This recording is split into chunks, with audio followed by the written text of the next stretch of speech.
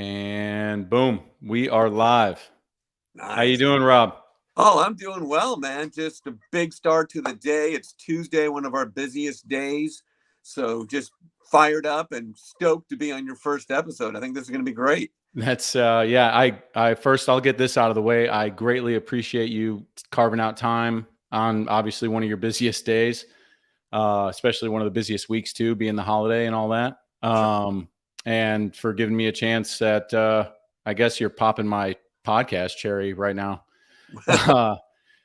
And all the gin joints in Dallas. Real quick, I'm the only one here. Let me just get the door real quick. Yeah, no worries. Rock and roll. Podcast time, baby. I'm on a Zoom. Okay, that was like 4 seconds. I apologize. Easy day. I was going to say all the gin joints in Dallas. I think I should give a little background how I ended up getting you on the podcast. Randomly at a bar at the Dallas Card Show last month, I'm standing there ordering a beer, not a Coors Light, and I'm talking to the bartenders. Up walks some guy next to me, or you were already standing there or something, and I didn't really notice. And we were just two guys hanging out. And I think I cracked a joke or something and looked over at you and said, "Hey, where are you from?" And you go, "Yeah, California." I throw out I lived in San Diego for 10 years when I was in the Navy. And I remember asking you, "So where do you live in California?" You're like, "Oh, Burbank."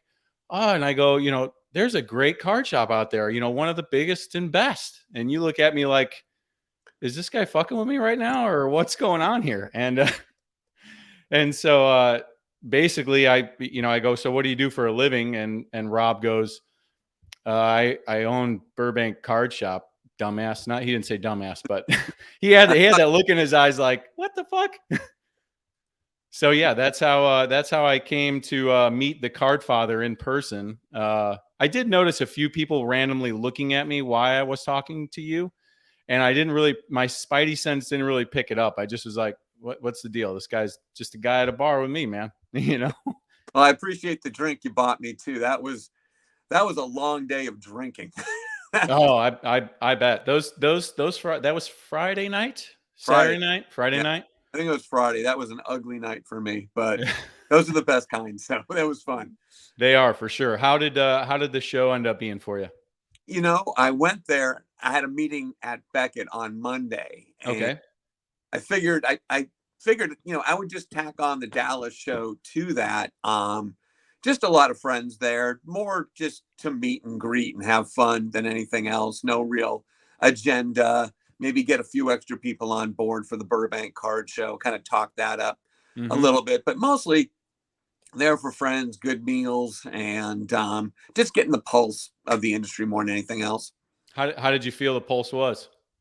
The show seemed, I went to one earlier in the year. I'm going to say March, April-ish. And it was a bit of a different vibe. There was certainly less people there. There seemed to be less dealers there. It was at this show. Sorry. Yeah, it wasn't as vibrant as the one I was at maybe 4 months earlier or 5 months earlier. Does that give you any pause on, this is one point I definitely want to hit on is, I just saw, I know you have the YouTube channel and I think the last episode that just came out, you're touring the Ontario, California facility and the hotels and everything. Does it give you any pause or worry? I mean, I know the Burbank show last one was a fucking banger. So, right. So, I mean, I think ours is a little different just because it's the West Coast. It's the best market in the country. Our brand is built a little differently. I think our show will kind of be the tipping point as to what's going on in the industry. The one we did end of August was a banger. And that was in a market that was seemingly, quote unquote, declining. And you wouldn't have known it by the show. Some of the biggest buyers in the industry were there. There was a lot of cash on the floor. Didn't see that in Dallas. Actually, I saw very few transactions, period, going on. And, it seems to me more of a trading show than a cash show. We're looking to build a cash show, and we're purposely going out and picking specific dealers. We want to bring the national level dealers to Southern California. And I don't think we have a show that does that. It's the biggest market in the country. Mm-hmm. We haven't had the National here since 2006. And Crazy. the thought process, to me anyways, was it costs $800 to put your feet on the floor in Dallas from LA. That's $800 that evaporates to the airlines, the hotels, and is out of the industry. To go to Chicago is more money. Then you start multiplying it by a family going, and this takes out of the budget. And I'm like, why isn't there something in the LA area that can match up and put something where you don't need to go to Dallas all the time? And maybe the National isn't something you can afford this year, and you'd rather put that money into cards. So I Right. never planned on being a promoter. I have enough going on in this place. You don't say. But I stepped up. I talked to I have two friends. That's it. I only have two. Damn. But DJ and Jay, and they run the Newport Showcase, the Brea Show, and the Westminster Show between them. And they know how to run shows, because I know nothing. And honestly, I still know nothing. But I just told them I want to do a card show, but I don't want to do a card show, which means I wanted to do it. It sounds like fun, put my brand behind it, come in for the high level conversations, but you guys do the rest. Right. They were totally cool with that. And I wasn't really all that much involved in the first one. Mm-hmm. And it just blew up. You have these fears going in like the night before, is anybody going to show up? It's just that same dream you have for almost anything else. Of course. And I just was floored at the attendance. And the dealers tell me it's the best show they've ever done, or it's second to only the National. I'm like, this is our first show. I mean, I was worried about selling it out. I was worried about attendance. And I think I will be for the next one as well. And that's healthy. Right. Because that's motivating, that you don't want to disappoint anybody. So, just never thought I'd be wearing this hat, but here we are. That is badass. It's funny you talk about the size of the shows, and that's kind of all I was thinking about. Why is there never a show? My wife loves going back to California. We're going back in a couple weeks, and she knows I go to Dallas every other month. That's where I get the bulk of my inventory for my sales on Twitter and pretty much everything. I'm in a great location being in Houston. I'm so close, Right. 4-hour drive, boom, no problem. But the wife always goes, why don't you go to different card shows? I go, well, I got Dallas right here, and there's none in California that really are of scale, and I'm upset that I missed the Burbank one, but I'm excited for this new one to pop off. I mean, we're definitely leveling up. I mean, the Marriott wanted us back in the worst kind of way. We sold a shit ton of rooms, food and drink, and just brought a lot of people to the hotel. But there's just no way we can do it again. And they're like, well, we can put you in this room over there. We can put you in the foyer over there. And I'm like, I need a big box. I need a big ass room. And it's really hard to find convention space, as we found out. COVID pushed a lot of things back. And the key was we need to be next to an airport. I was just gonna say, sorry to interrupt you. Airport hangar for the card show.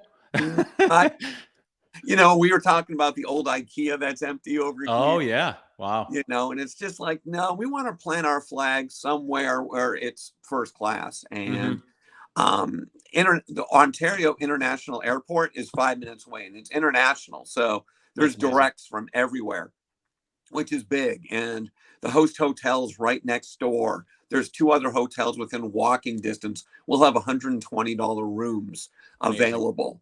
And so, and it's beautiful. It's an amazing facility. I mean, Ontario wasn't my first choice, but it's like everything else is either booked or it's stupid expensive. And that's one of the problems with LA, is it's a lot more expensive than it would be in Dallas. So, but we just kind of, actually, I'm getting texts from EJ and Jay right now, going back and forth. But we're super hyped, and we're doing it Super Bowl weekend, which some people are like, what? And I'm like, dude, it's the biggest sports weekend of the year. I'm like, we're going to bring everybody in the industry together and throw a party. And if you're not going to the game, this will be the second best place to be, in my opinion. Agreed. So we're going to have sponsors throwing parties throughout the building. We'll have all the big screens and everything going on. And we're looking to do it twice a year. We'll be doing it Labor Day weekend as well. So we're going to try to do it on weekends where it's like, I remember it's not some random weekend in August. It's going to be these plant our flag. This is what we're doing. And we're hoping to go to the next size location as soon as next year.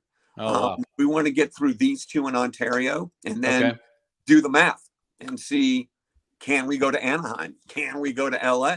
It just depends how well it's supported by the customers, by the dealers, and by the sponsors as well. Yeah, that's awesome. So this February, there'll be another Burbank show. Is that what I'm picking up? Super Bowl weekend this February, Ontario. And okay. It'll be Thursday night will be preview night, move-in day, all of that. And these guys are going back and forth right now. I think they just sold a big sponsor booth, so they're all excited. Badass. Speaking of sponsors, Beckett's going to be on site for this one? Beckett will be on-site grading. They only do that at the National. That was a huge get. Second show. It's very expensive for them to do that. It's a huge leap of faith on their end. We'll have tag grading on site with their crazy ass technology that everybody's talking about. And we're hoping to have another grading company on site, or at the very least, be able to take cards back and forth to their facility. We're looking to bring in sponsors that add value. Okay. And come in and not just be a money grab, but they can have an activation in place that is a value add to the customer. So we're talking with them as we're onboarding. What else can you do to make this special? Because we plan on this being the epicenter of the industry and just the event that's looked forward to in Southern California. Now, you've heard of that Culture Collision show, which I heard got amazing, had great responses to as well. Sure. Have you guys thought about incorporating that whole music vibe, sneaker culture thing? Or are you trying to keep it hobby only? Because sometimes I'm at the show and I'm digging through boxes. I'm on box 7,000 of 8 million cards.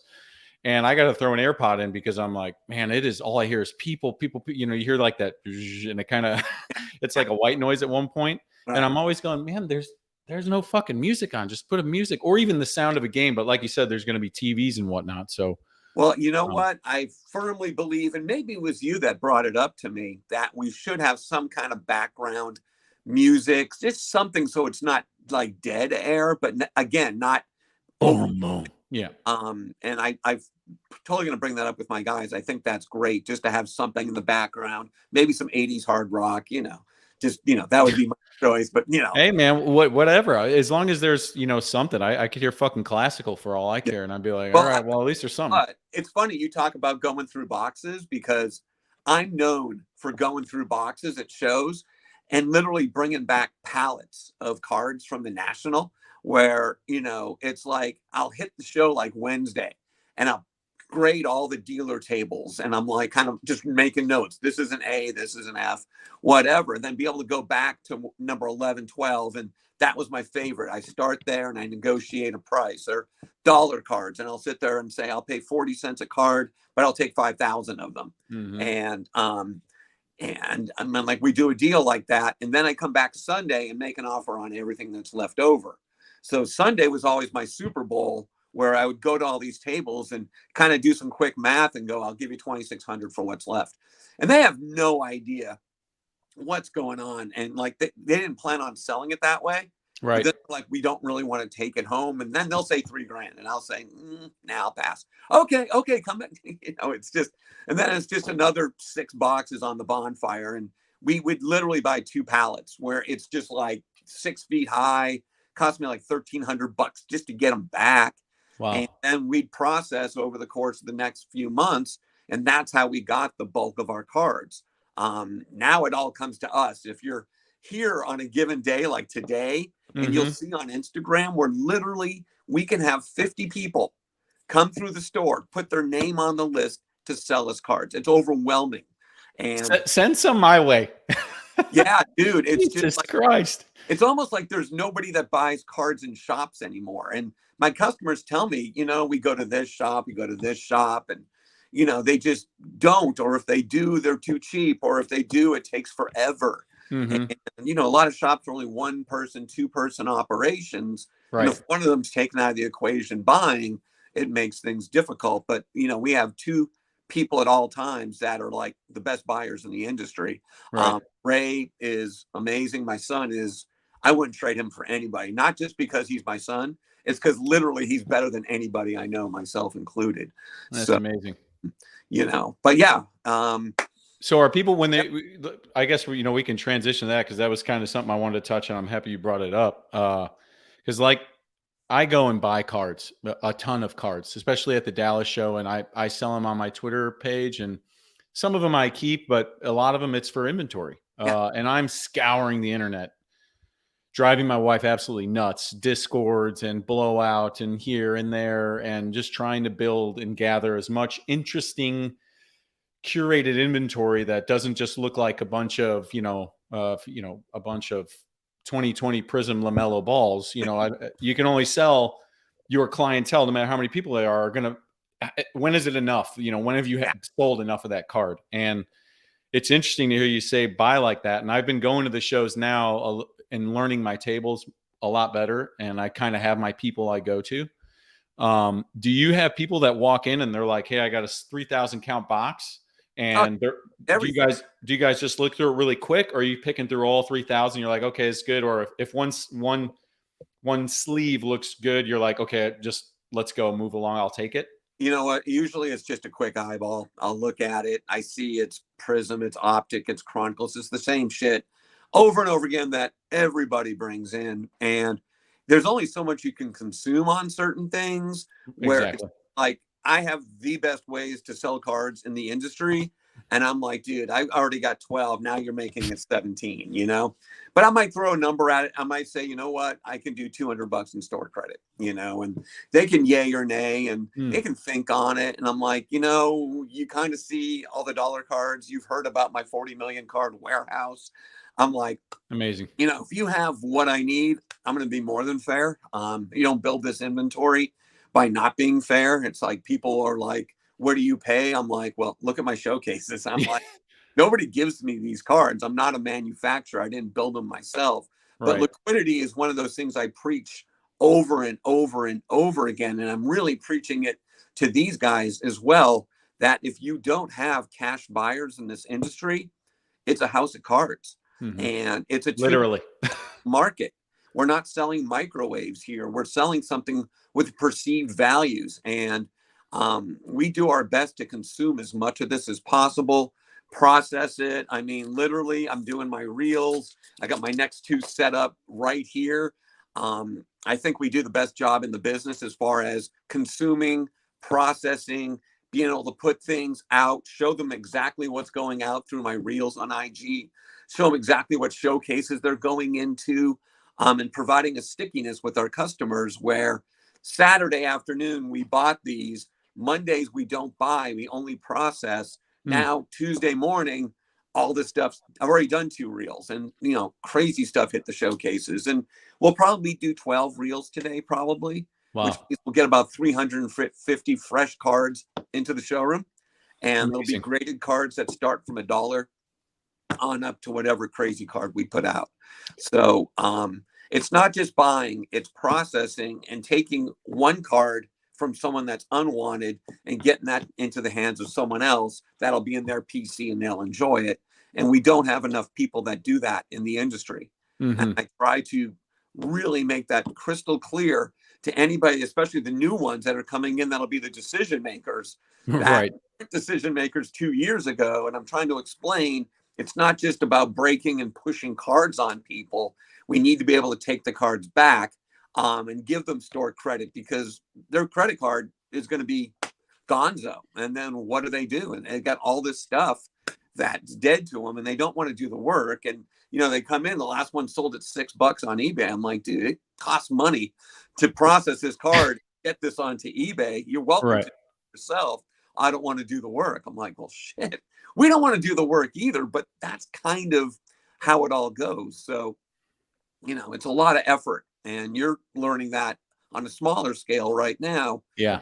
Take it to scale and you hire people and you build systems and you build infrastructure and you learn the what the actual costs of labor are, then it gets, a little different, than what you're used to. Yeah, it's really hard for me to take my hands off, if that makes sense, because I'm so used. For 2 years now, I've been doing it myself, Sure. buying and digging and doing all the processes and that. And sometimes my wife's like, "Well, why don't you hire someone just to take photos?" Yeah. And I'm like, "Well, I don't, or why don't you hire someone to go buy inventory?" I'm like, "Because I got the eye, and I kind of it really is hard to kind of let go." And scaling up is something like I've always wanted to do. It's just that, I guess, making that leap. And sometimes I wonder, you can trust. There are no college courses for becoming a sports card dealer. It's just the kind of doing it over and over again. That rep. Let me get the door real quick. Go ahead. Crazy 40 million cards. Oh yeah, hang on. Amazing. So I'm handing here more cards off. That is all going onto our Burbank card site. It's all high-end cards that we rotate. Oh, yeah. Thank you, David.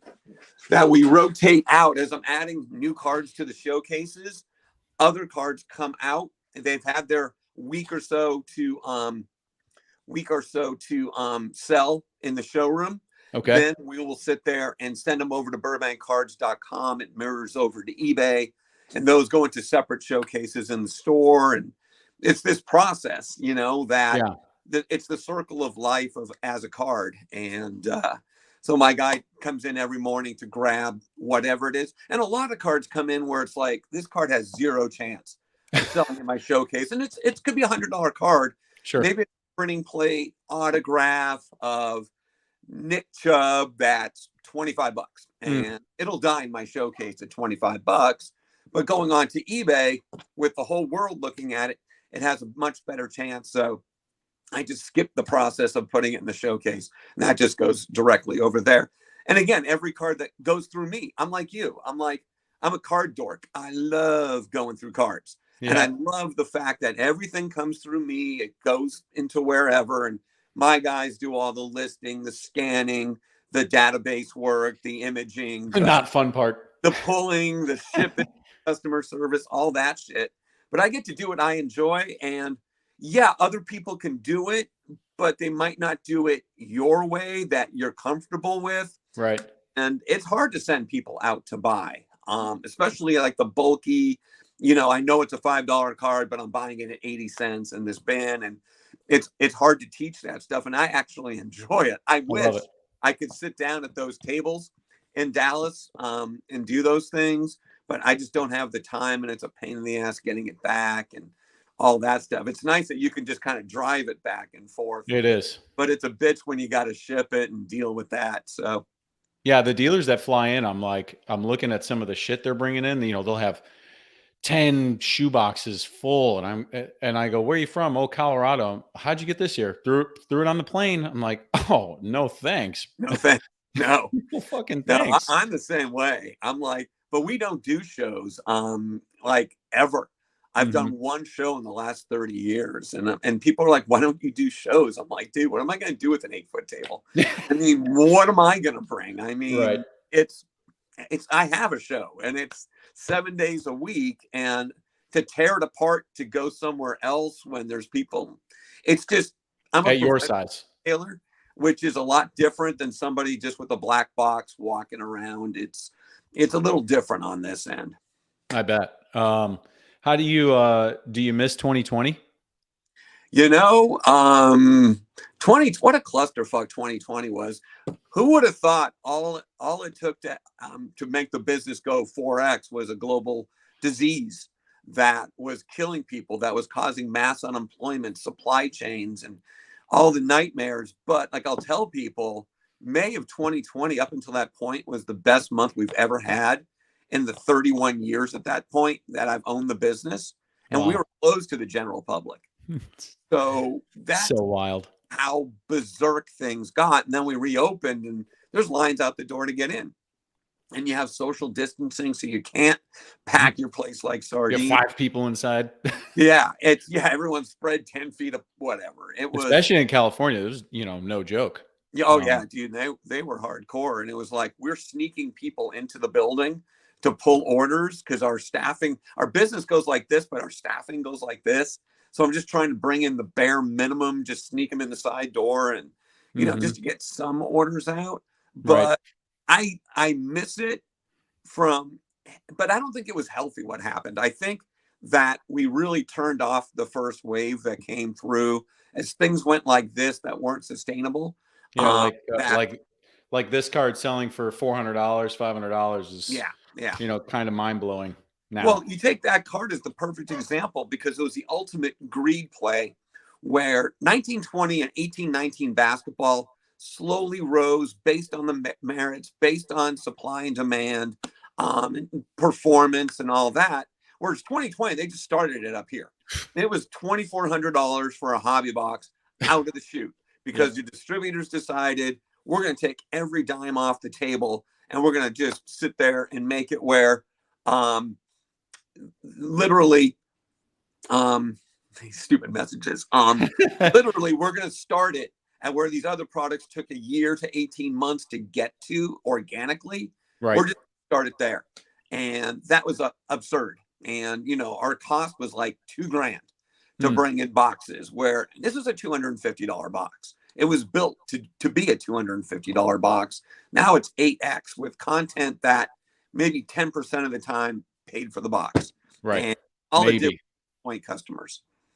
Yeah. And do you see with, those guys on your shirt there, how do you feel they're gonna, I don't know. How do you think they look? Are they looking at the past, you think, and going, man, 2020 was awesome for, cash flow and getting people, but we don't want to, completely fuck it up and just we take over and do it again.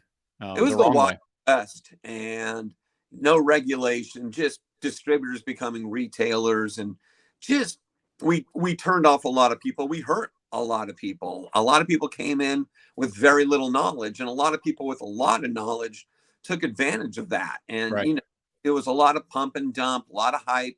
I think Fanatics is going to come on board. Just a lot of conversations with them on a lot of different fronts, and they want to bring a business sense back to the business, and they want things to work on 30 points.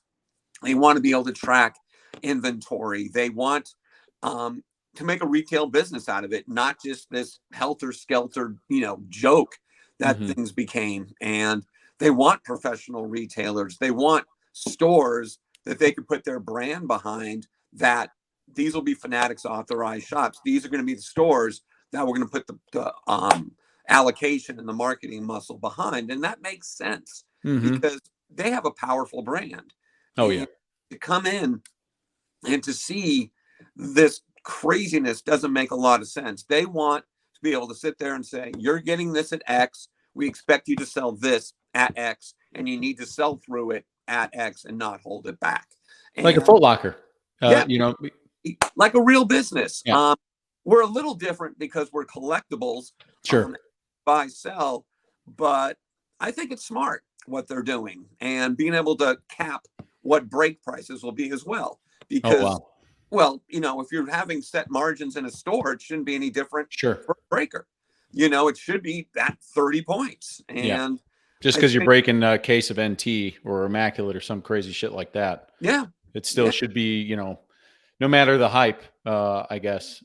Yeah. No, they want, it's like breaks. And I'm always like, people are like, why don't you do breaks? I'm like, why don't people do what I do? It's, and that's what I ask all the time. And I'm like, to me, and I know every breaker just hates when I say it, but it's facts. 85% of the people that are involved in a break lose. It's just, that's the math. And if 85% of the people in my store walked out disappointed, I'd be out of business. I mean, the goal is 100%. And we call it the happiest place in the hobby. And you can buy exactly what you want here. And it's not the huge gamble. And I'm not a fan of the breaks or fractionalizing things. I just don't think that's a winning hand for a lot of people that play it. And I think you've seen that play out over the last 18 months. So we just believe in doing the work, embracing the grind, and, creating forever homes for cards, not just this flipping where this card never lands somewhere. And it's a zero-sum game because everybody's a dealer, but we don't have enough collectors. And we've taken it upon ourselves, and we always have, going back decades, to focus on the collector, focus on the PC, the forever home, as I like to say. And, right. that needs to be a bigger focus. We need to get away from the breaking, the gambling. I was just going to say the gambling side is the big. I'm so much of a pussy. Like I'll join some breaks here and there, but mm-hmm. I can't get myself to spend, like $100 on a spot. And I know guys that do it and they do really fucking well. I know guys that do it and lose their shirt. And, I break now mostly if it's like some austere hobby product or something I know I'm not going to buy a hobby box of, but I want the hobby for inventory. Right. I'll buy a couple teams as long as it's within my, attainable cost. Right. I'm not buying into flawless breaks, for Christ's right. sake. I mean, it's as someone that sells, it's not your job to be upside down.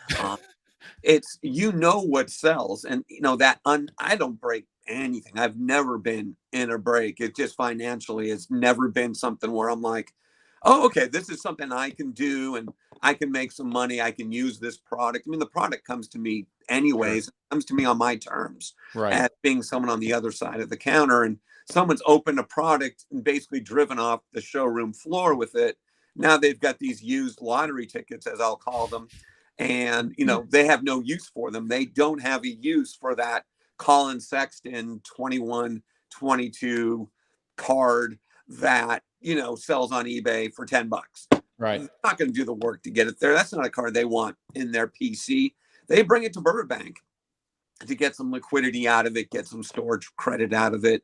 And I'm not buying it at show at X. We're buying it over the counter at Y, which is a whole different thing. So, do you see that second year market also? Do you see how much that's dipped as well? There was a point where you were able to buy a second year so-and-so, whoever that was decent rookie their first year, and second years were like, well, it's still a second year. It's doing well. And now you look at it and they really don't do that well. They just make too much of this shit. I think that's what it comes down to. Mm-hmm. I mean, Select, they really screwed up when they took Select and made it retail. Yeah. And you think about it, there's just so many variants of product that all have the same cards in them. And there's just not enough bodies to consume them. And you're looking at 1920 Prism Luca Silvers that went from here to, there's just a billion of them out there. It's not a rare card. Right. And they're produced to be a 10. And that's the other thing. I mean, grading came alive, sit there for vintage cards. Just two people. Is it VGEX? Is it X? I'm sending it out. I want. Oh, lost him. Probably got a phone call. It's just, it wasn't built to distinguish between these minor things with a brand new product that's being built to be a mint card. And right. So that's another problem, because everyone's like, graded this, graded that. And I'm like, 99% of my inventory is raw. Mm-hmm. And, you look at my warehouse, you look at my showroom and my vintage and my start systems, it's all raw. We grade almost nothing that comes in over the counter. Certain things you got to look at it and say, yeah, should probably grade that. Just, it's one of those things that can make a big difference. But you walk in my store, you watch my reels, mm-hmm. Stuff comes in raw, tagged raw, goes out raw. Have fun with it, And you guys do you lean predominantly on Instagram as your social media outlet? Like you're not doing Whatnot or anything like that? Nah, I don't even know how Whatnot works. And maybe I should know how TikTok and Whatnot and Loop, and I don't even know what those guys do. Okay. Seriously, I'm older. I'm 56, and our generation maybe has a tougher time adapting to something, but sure. Instagram immediately spoke to me as something that we had like 1,500 organic followers from doing nothing but setting up the account a few years back. Mm-hmm. And we're going to hit 43,000 followers this week. And that's in 2 years. And it's insane. Organic. I haven't bought any of them. And which I find, and these are people that want to hear. Lost you. That was me. No, you're good. Speaking of being technologically not savvy, but yeah, I mean, it's when I can do these reels and I can literally buy a card, price the card, put it in a 60-second reel, show you exactly what we just bought, where we're putting it in the showroom.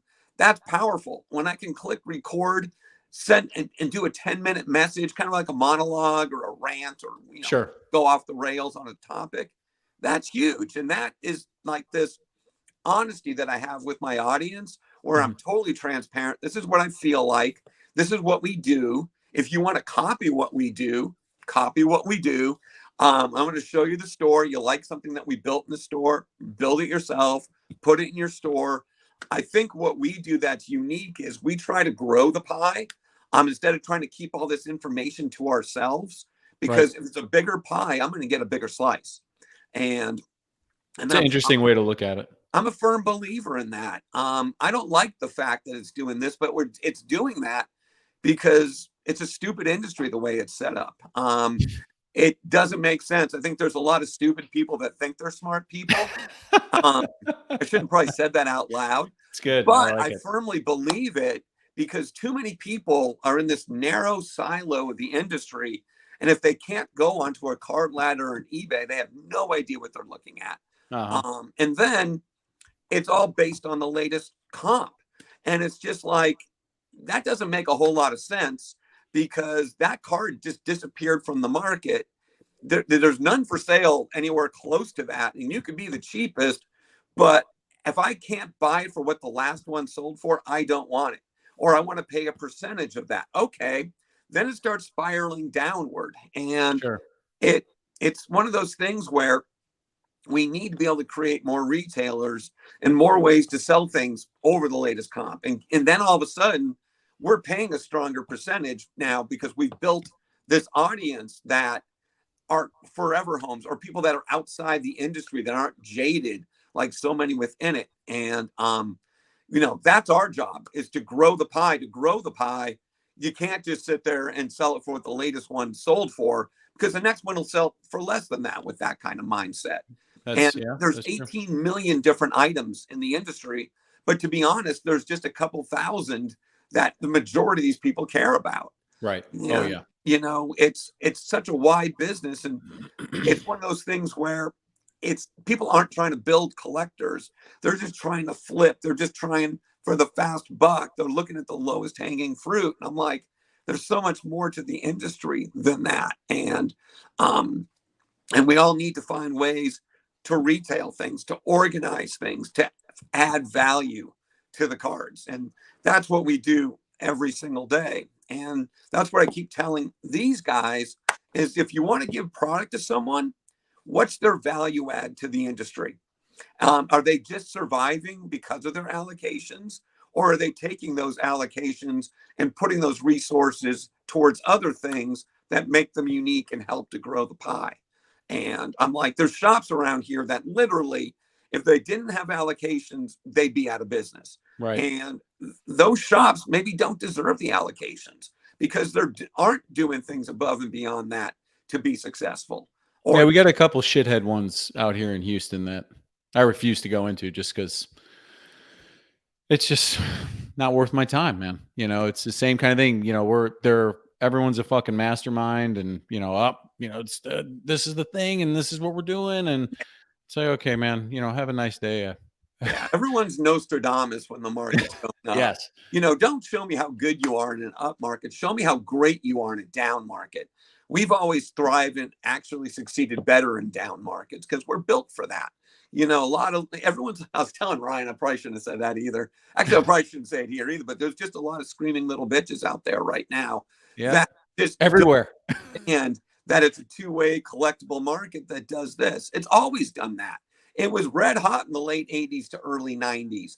Then you start having baseball strikes. Then you have overproduction. Then you have too many brands. And then you have economic collapses and all of these things outside of your control that dictate the market. And then you just have people that are bad actors in the industry too, that are using their massive Instagram followings to pump up things that are available in large quantities that they've already cornered the market on. And that's like a lot of people's first experience with this industry was these influencers that built up large amounts of things and had a couple 100,000 to 1 million followers and put them into these cards at unsustainable levels. That has never been our game. And you walk into our store and you're looking around going, damn, this is a lot of work.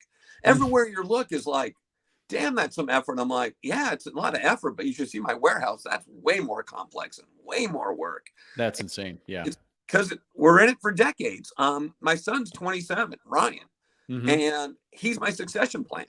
I mean, how many people in this industry, storefronts, whatever, have succession plans in place that'll keep their brand alive for 5, 10, 30 years? You know, when I'm gone, hopefully he's thriving and there's a grandson there that's taking an interest in keeping the brand going. So we're not going anywhere. We're not here for the fast buck. We're not here to screw people over. You just don't have our store traffic and the way we turn things if that's the way you look at things. And I don't think there's enough people like that have full skin in the game, full blown location where they can be called out by somebody because they're not just some ghost online. Right. And, you know, and just create this vibe, this atmosphere. There's not enough of that. You know, a lot of people did open stores, but I think that their fronts were breaking in a lot of cases, or there's only slabs and unopened boxes on the wall. There's nothing beyond that. For the other 80%, I know I'm rambling, but no, you're good. Ramble on, brother. Ramble. Well, what I call it the silent majority out there that are collectors, that are building PCs, and there's a million different ways to collect, and those are the ones that aren't impacted by the boxes going like this or the slab market or the breaking. That's just noise to them. For sure. But they're passionate. They spend a lot of money and they spend it frequently. And there's only so many people that can service those folks. And if you built that ability to do that, you've kind of recession proofed, you've kind of idiot proofed, you've Amazon proofed that you control what happens within your four walls. And what's happening out there, you know, bad decisions by manufacturers, by distributors, by these influencers that should never have any influence over the industry. I only am concerned with what happens in my building, that my dad's still here. He's 81. He'll run circles around you. Amazing. My son, my key lieutenants that work here. That's all I worry about. Everything else is noise. Let everybody else be impacted by all that stuff. I won't let it impact me because we've been so wide with the way we do things. And we believe in our systems, our people, the skill sets, the infrastructure, the relationships, the things that take more than 18 months to 2 years to build. Yeah. And it's funny, you can scale that down all the way down to a little sale like me on Twitter. And oh yeah, you know, I sell my fair share of the hot cards, you know, air quotes, we all do. hot cards. Sure. You know, it's a part of the business, but you can take all those things and kind of just melt them down into a smaller scale and try to apply them to yourself. You know, I'm gonna get in a minute, but I want to leave you with this. Yeah. So you come in and you got your 3 triple shoes of used lottery tickets, things that you have no use for. You've pulled out the good stuff, the easy stuff to sell or stuff for your PC. Now you're left with the rest of it. So I want to explain real quick how I get that given card from your unwanted stack into somebody's wanted stack across the country. Beautiful. So you bring it in. The first step is you got to buy the cards. Got to break it down by sport. You got to break it down by year. You got to break it down by brand. You got to break it down by subset. Then you have to price the cards. Then you have to scan the cards. You need to map the front image to a database. Got to map the back image to the database. You need to be able to intersort those cards into stock. You need to be able to pull those cards when ordered, and you need to be able to ship those cards. With our systems, that's how it worked. We use Beckett's database to power everything we do, and I cannot skip any one of those steps. Can't skip pricing. I can't skip breaking it by sport, taking all that Prism 2021 football and breaking it down from the 140 different subsets that there are, because I need to create a roadmap where my guys that know nothing about cards, that pull cards, it's got to be ABCs, 1, 2, 3s, and colors. Got it. And they can sit there and find those cards simply. And I have images and I have it in the database. And for a lot of those images, they're in perpetuity, because once I have an orange laser 21 prism Nick Okay, you Chubb, name it. Yeah. Chubb, I'm like, I have that image forever. So every single one of those that comes through, I have that image. And Are you pumping Nick Chubb right now? I got to no, but seriously, he's on my fantasy team, so I just keep telling him. So, yeah, it's just not easy. It's a very labor intense. It's very long tail. You're not just dealing with a small subset of inventory. 8 million kabooms. Yeah, exactly. I mean, you want to, you want Marvel cards from 1993. We have them on our eBay store, and I believe in tentacles. I believe in being able to get as much stuff out there as possible. Having someone find one of those obscure cards, and then they want to meet free shipping. So now they're going to come back to your store. So that tentacle drags someone back into the Burbank eBay store.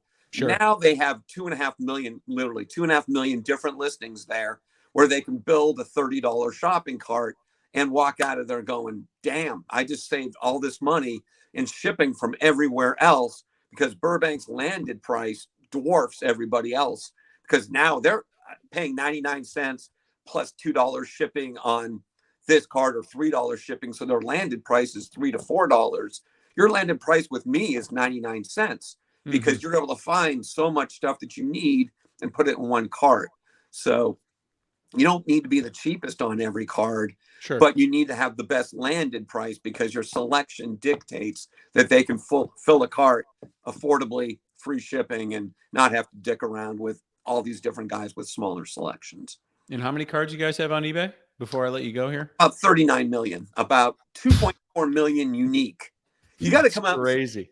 It's something that I think everybody should see. I head out to San Diego in a couple weeks, and I'm hoping to head up to that area while I'm there. So I'll shoot you a message for sure. Yeah, and a message. I'll make sure I carve out some time for you. Whenever I get people in that I'll take you to the warehouse. We'll have a store full of people, and I'm like, who wants to see the warehouse? And people just start going like this, because they've seen the videos on Mojo and CC2 and Sports Card Investor, and you need to see it in person, because it's really, Jim Beckett calls it one of the 7 wonders of the hobby world. And he was in here a couple months back, and his head just exploded. And he's like the first face on Mount Rushmore to me. So I'm like, Jim was here for like 4 hours, just getting the whole sense of, he's the biggest card dork I know. And for him to sit there and have his mind blown and seeing how we do things to scale. And I learned so much from him. To me, he's always been the gold standard in the industry. Wasn't screaming into an iPhone, wasn't, pumping things up. He doesn't even want you to know who he is, to be honest. Really, humble dude, built this amazing business slowly over time, did it the right way. A lot of people in the industry could learn from Jim. That's for sure. Well, that's awesome. Before I let you go, just want to thank you again for coming on to the first Tasty Brains podcast, brother. The next show, February, Super Bowl, Burbank. Super Bowl weekend, Burbank. You could go to burbankcardshow.com. You could buy your tickets there now to get that out of the way. We have links to all the local hotels there. It's going to be a lot of fun, and we're going to be posting on our Instagram, just the Burbank Card Show Instagram page, as we get more sponsors, what their activations will be. All of our dealers that were at our last show can't wait for the next show. Awesome. And we'll be getting all their information onto the site as well. It's going to be the biggest event to hit the West Coast since the 2006 National. So we encourage everybody to come out. And by the way, hell of a job, because a lot of people come in here for quick interviews. We do podcasts, and they don't always ask the right questions. And I think that that's a skill on the podcaster. And a lot of times they take me in directions I don't necessarily want to go, or I don't think adds value to the listener. Sure. You knocked it out of the park, brother. Thanks a lot. Next time I'll make sure we're in person and I have some Coors Lights. Nice. And I'll find some dick cards. We didn't even touch on the dicks. Oh, dude, we didn't even touch on the dicks, though. Oh my goodness. Oh, there's so much wrong that goes here too. It's just, I'm like a 12-year-old with like this extended adolescence. And, you think back and you're like 12 years old. Well, what am I going to be doing in 40 years? What kind of job am I going to hate? And I'm like, if you would have told me that, I would have built this card empire grinding on it every day. My mom would have been involved, with it until she passed. And my son would basically take over the business. And my dad would be in his 80s and still involved. And now I have a card mother that is starting to get more involved in Oh things. boy. She hates that term, but I just keep saying it. I was going to say, she probably really likes that one. Yeah, I'm sure she's thrilled, right? But and she's gotten involved on the card show side more so than the shop side. We brought her on to take care of all the financials. I think she's really enjoying that. And family, family business, and there's no one you can trust more than your family. And so, trust is such a hard thing to find in this business. So really fortunate. In life. Yeah. In life, man. All right, brother. Hey, Rob, thanks a lot, man. I appreciate it. I'll hit you up this week, let you know my kind of windows of time, see if I can stop out. A few months down the road, let's do it again. Okay, brother. Thanks a lot. Be well. Bye-bye. Bye. Peace. Bye.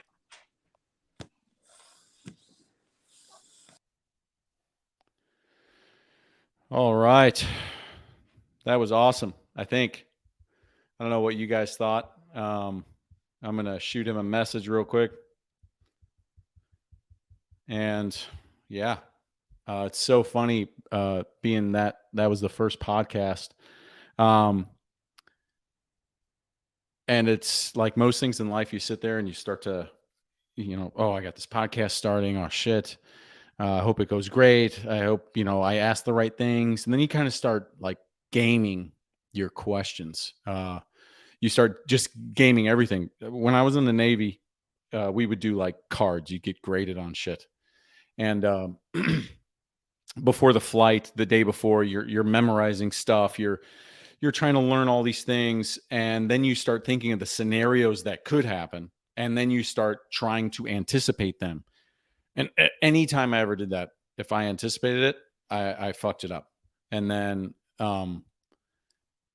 when I kept going through them, I said, okay, don't game it anymore. And then I'm like, okay, got Rob coming on.